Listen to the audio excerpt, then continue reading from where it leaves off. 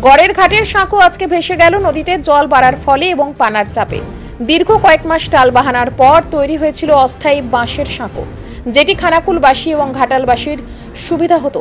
এছাড়াও খুবই গুরুত্বপূর্ণ রাস্তা হিসেবে পরিচিত হয়ে উঠেছিল। বাইক, সাইকেল, সাধারণ মানুষ হেঁটে যেত, সেই সঙ্গে ইমার্জেন্সি গাড়ি যাতায়াত করত।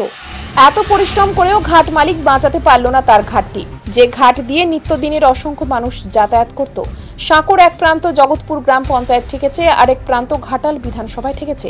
আবার চালু হলো নৌকা পরিষেবা। তবে খানাকুলের মানুষ তাকিয়ে আছে, কবে পাকা কংক্রিটের ব্রিজ চালু হবে। অন্তত অস্থায়ী সেতু করে দিলেও দুই জেলার মানুষের সংযোগ থাকবে সাঁকোর মাধ্যমে। দ্রুত কি আবার সাঁকো পরিষেবা মানুষ পাবে, তারই অপেক্ষায় দুই জেলার ঘাটাল এবং খানাকুলবাসীর অপেক্ষায়। এলাকা থেকে সাধারণ মানুষ কি জানালেন দেখাবো।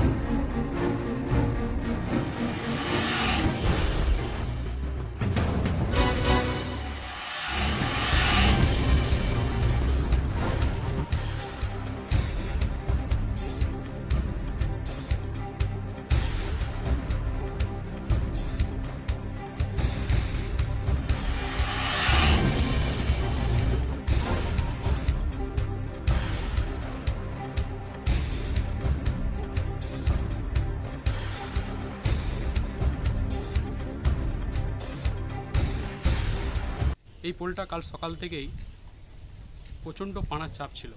আজ সকাল পর্যন্ত প্রচণ্ড পানার চাপে এই পোলটা ভেঙে গেল সকাল 10টার সময়।